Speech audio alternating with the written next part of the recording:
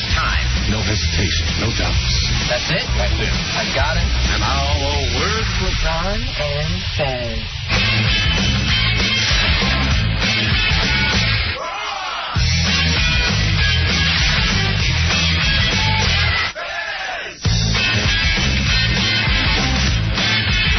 Ron and Fez!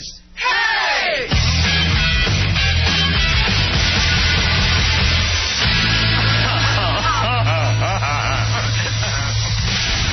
I got a fever, and the only prescription is more cowbell. I could have used a little more cowbell. I gotta have more cowbell. We should probably give him more cowbell. Buddies, it's the Ron and Fez show. My name is Ron, and I'd like to introduce you to my best pal, Fez. Hello, it's good to be here. I'm sure you're all very nice. Ron told me a lot about you. Don't push. Just let them come to you. You don't have to push. You've got a nice personality. I feel like I should play the piano or something to fit in with this group of your friends. I know them, Fezzy. If you come out there and you're just too bubbly, they'll eat you up. You just want to ease into this tonight. I got some bad news for you, Fez. I know I promised you a haircut tonight. Fred the Hair Genius just called. He did not realize it, but tonight is the Cyndi Lauper concert, and girls just want to have fun. Aw, man. So he'll be in tomorrow night. I've been looking all day forward to a Fred haircut. I know you have. And you were thinking about going really short this time, you said. Yeah, just real short. Maybe I should just give up the fight at this point. Shave her down? Yeah, and just do the whole Corbin Burnson thing where it's like, no, I'm not bald. I like my hair this way. I'm not bald. I'm an astronaut. My hair's got the right stuff.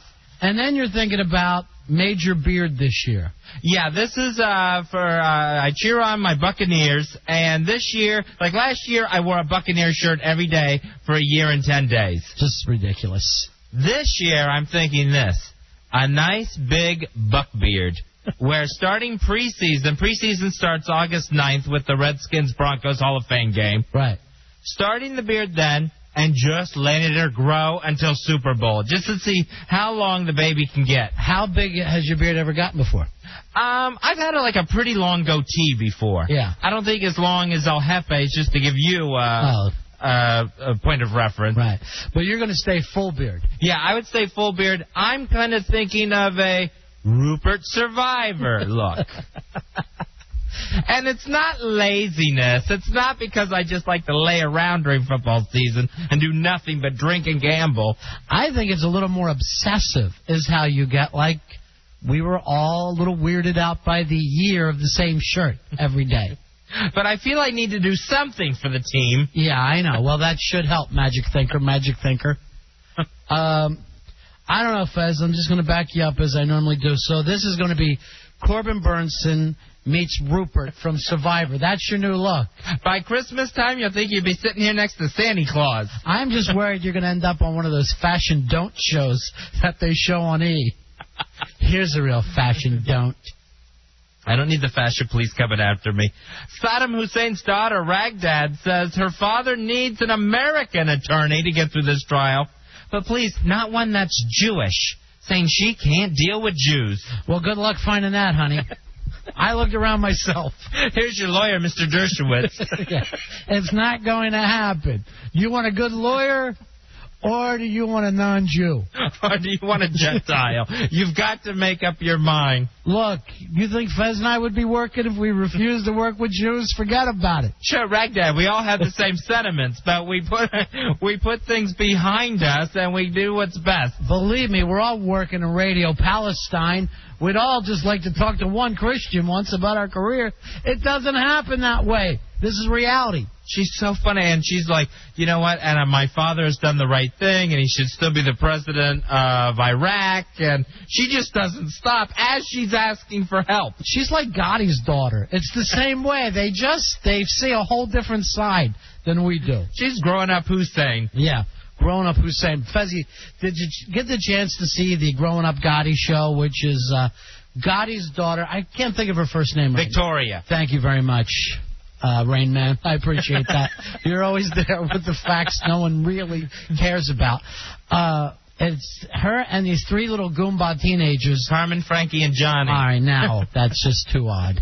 Did you get a chance to see the show? No, I haven't seen it. No, I watched back-to-back episodes, and I don't remember one fact.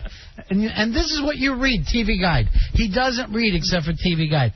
This show is so bad that it may almost be fairly good in an Anna Nicole Simpson way. I was going to say, is it like Anna Nicole? Because that's what it looks like with 2 extra kids. Yeah, it is. It's like, who could live this way? I mean, the house is probably very expensive, but it looks like an Italian mausoleum. You're like, how? It should be Growing Up Gaudy is what it should be called, because it looks like they live in a funeral parlor, and the 3 kids basically might be 1987 Beastie Boys. They're like the really young Beastie Boys, just yelling at their mom, and there's just pictures of John Gotti, the Godfather, all over the house. Oh, that's nice. Like Hussein keeps pictures in his house. And then she'll just look at it. Papa, I know if you were here, none of this would happen. I know these kids with no respect. Is it like the Osbournes? Are they that crazy? They're ridiculous. They don't have Osbourne money, but they just, it's like, you know, you went to Long Island and you ran into some bad Italian kids. These kids, Carmine, Frankie, and Johnny, these are going to be like the Hilton Boys. These kids are going to be heartthrobs. Mark my words. I'll bet against it. I'm willing to bet against that because one of them looks exactly like John Gotti. Oh, dapper? Yeah, they're all more hip-hop. But anyway, that's the new show. I think that's on A&E. Now, President Bush said today, knowing what he knows today, he still would have invaded Iraq. This is the first thing I really believe that's come out of his mouth. I believe him 100% when he says that. I don't see where he's saying this as a good thing. Yeah. If he knew then what he knows now, that there weren't weapons of mass destruction, that we'd never find them. Yeah. You know, that he didn't pose an imminent threat, I still would invade a sovereign nation. He'd still do it anyway. And to me, it just proves that point, like brought up in the Woodward book of this administration was intent, if we get in the White House, we're going through Iraq. On our way to Iran. Because if you listen to any of the right-wing shows, it's like they've all been handed the same memo. If you hear any Rush, any Bill O'Reilly, suddenly they're all worried about Iran, one after another. And you're like, how are you guys coming up with this? What meeting are the rest of us missing where it says it's time to start talking about the danger Iran presents to the world? Iran hasn't changed at all. It's us that changes. The problem is, Fez, is they're all Muslims, and they won't get behind our Christian God. They're all going to end up needing Jewish lawyers by the time this is done. And believe me, later hate the Jews. This time, take the lawyer. Do the smart thing. Now, we got a guy coming up on the show tonight that Dubs booked for us, who's done a book called Bush on the Couch. He's a psychiatrist, Fez, and basically he analyzes President Bush. What's his name, Dubs? What's this guy's name? It's Justin A. Frank. Justin A. Frank, Fezzy. That's your name, J-Dubs. He doesn't want anybody. It is Justin A. Frank. He doesn't want anybody to find out his real name is Justin. He's J-Dubs. So that should be fun, Fuzzy. That's coming up a little later on in the show tonight. And we'll see if maybe we can't Baker Act the president. All we need is 3 signatures. I'm down. I'm in. And we get Laura, and we're all set. We get Laura, one of the twins, and we can Baker Act him. Honey, it's time for a vacation. Vacation from my problems. No, we didn't have the opportunity to actually do this, to read the book yet. But we will fake along. But with this, I would still go into Iraq knowing now what I didn't know then.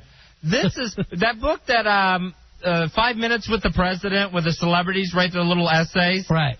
If you look at that, a majority of those essays say the same thing. Admit a mistake when you make it.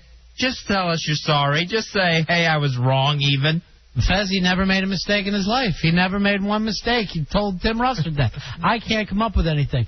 All right, Fez, this just got sent to us by KOP to back you up on your radio psychic. Radio psychic. About the Gotti boys. There's already a site called Hottie Gotti that is basically almost like a Backstreet Boys fan site with all the Gotti boys' pictures in it. Yeah, I put that up earlier today. I didn't know they'd already had the pictures online, though. That's a good server. You're disgusting. You make me nervous. What are the Gotti boys' name again? Carmen, Frankie, and Johnny. If you just want to call them the Hottie Gotties, I got no problem with that whatsoever. I wish you'd go back to having a crush on Buzz Burbank, because this one really makes me nervous from a couple points of view. Buzz answers email on that for me. If you have questions about the Hottie Gotties, he answers all your questions. He's like my Gotti expert. How? He's my Gotti guy. All right, since you got them as the new pin-up stars of the millennium, I'm going to try to have a little radio psychic, and maybe we'll run a poll. Radio psychic. Which one goes to jail first? Because one of them is going to hit somebody in the head with a baseball bat. When they get too nosy. And I'll pick the oldest. He's got a bad attitude when he yells at his mom. You know what? If you watch these kids, Fezzy, you'll change your mind and think some kids need to be slapped by their parents. The only thing I can hope for with the Hottie Gotties is that they learn some instruments. If they would put a band together like an Italian Hanson, they would be the total package, people. They'd all sound like Frankie Valli. They go back to that sound. Suddenly they're the Four Aces with Al Albert singing to everybody. Now, the Statue of Liberty reopened to the public for the first time today since the September 11th attacks. Now, you think that's going to keep people away from Lady Liberty? I won't go back, Fuzzy. Not until they get an elevator in that place. It's 2004, and I get on an elevator. I am not walking up whatever it is, 1776 steps. Yeah, they showed the camera crews there and looking up inside Lady Liberty's dress. Yeah. And just kids going, wow. That's a little high for me. Yeah, that's even too many steps for me to take, please. Yeah, you got to be an Olympian to be able to climb up to the top of that. It was nice to see everybody.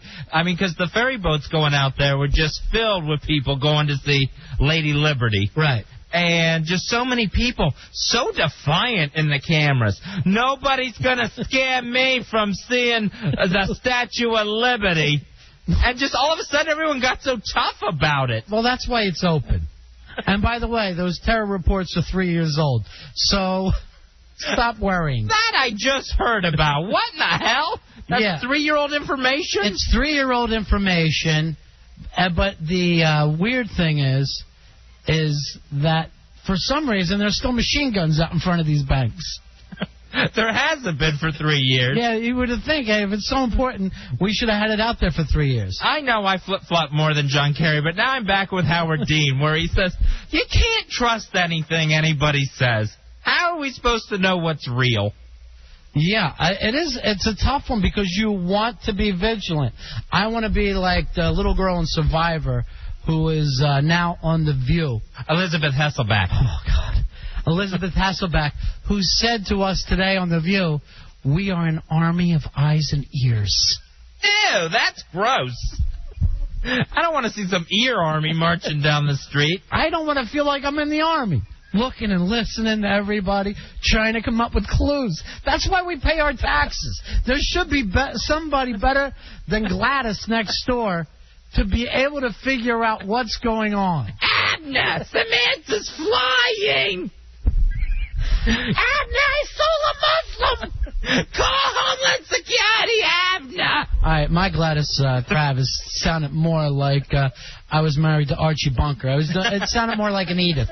Sorry about that. I've never tried it before, and I shan't again. But it's fun. I don't know. I don't like doing girl voices as much as you. It's great. I do some on hottiegotti.com. Let's stop talking about that, serious, because I think the oldest is 16. And I remember when you got turned off by Hanson when they all started shaving. Just hairy beasts they were. Yeah, gangly, ugly, gangly. The New York Daily News is reporting that women are marrying earlier than they have over the last few decades. Yeah, I saw that too, that now they're saying women are starting to marry in their early 20s again like it was the 1950s. It's like they're trying to get that first marriage out of the way quick. So you don't think that is going to work? I'll tell you, every time I go to a kid's wedding, I'm just like, yeah, right. Please. Why are we sitting here? I like live music as much as the next person, but stop acting like this thing has a shot. I had my family in town over the weekend, and my niece was asking my sister about when did you first meet Dad, and when did you fall in love, and when did you get married, and I'm hearing all these really young ages that it didn't seem that young to me then. Yeah, that's true. I met him when I was 19. We got married when I was 22. About your age, honey. So that's always... So that's bad now. And you can't even do that. But we lived together for a while, so... You know, what do you think is the correct age, Fez? I would say probably 25 is a nice age. See, I don't think it's a bad thing for the girls to get married in their early 20s. The problem is they're marrying boys in their early 20s. That's the ones that screw it up. It's the guys. Well, those are the gamers, the video gamers. That they can't put down the Xboxes. They go down the aisle. When you're getting a PlayStation for your wedding present, it's never working out. When your best man is one of the guys from Doom or whatever the kids are playing now. What age do you think guys start to move from being boys into men now? Because it seems like it gets later every year. I think it's very late. I would say probably 30. That's just so embarrassing. I would say it is 30. That's really late. And then while you're saying that, you're talking about shaving your head and growing a beard as long as you can for football season. Should I dye it red and pewter? That'll be the next decision. Do me a favor and please don't. No, just a regular beard. And then I won't get mad. But if you start to dial it psychedelic colors, it's just too odd. The National Association to Advance Fat Acceptance is angry about obesity being listed as a disease, saying this is a witch hunt and fat people are the witches. Now, if obesity isn't a disease, what is it? There's a group for fat acceptance? Yeah, they call themselves NAFA, and they're angry at the diet industry because they're saying, like, now that Medicare has said that obesity is a disease, they think it's just the medical industry trying to trick people into getting, like, these stomach staplings. Yeah, you know what? I know more and more people getting them, too, which seems scary to me. I like the whole angle of, learn to acceptance, like people being going, I have a fat person in my family, and they're just like us. It's so weird that this group thinks, all right, all fat people should be happy being fat. Take a look around. Most of us are fat, so stop acting like there's some prejudice. The people that aren't fat are on television.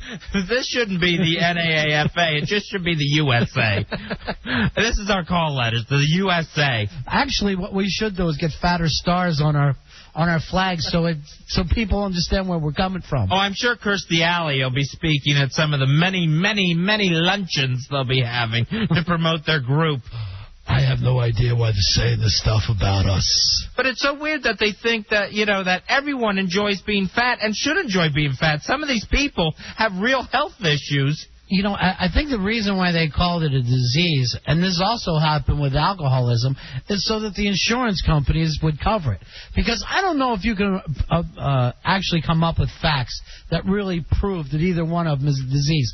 But if you want to get treated, it's better to have a health plan. That's what amazes me about this group. That's someone who's against insurance coverage. Yeah. That all of a sudden this is a bad thing. But I got to tell you, I'm all for the biggest seats on the airlines. I hope they pass all those laws. I have no problem at all with that. Oh, they have to eventually. Yeah. Hey, come out and see Fez and I a week from Thursday night. It's August 12th, and it's going to be at Dave & Buster's in Bethesda. That's at the White Flint Mall, 3rd floor, baby, penthouse. Come out and meet Ron and Fez. Will be there next Thursday night, 7 o'clock. We'll be back in a few moments. It's the Ron and Fez Show.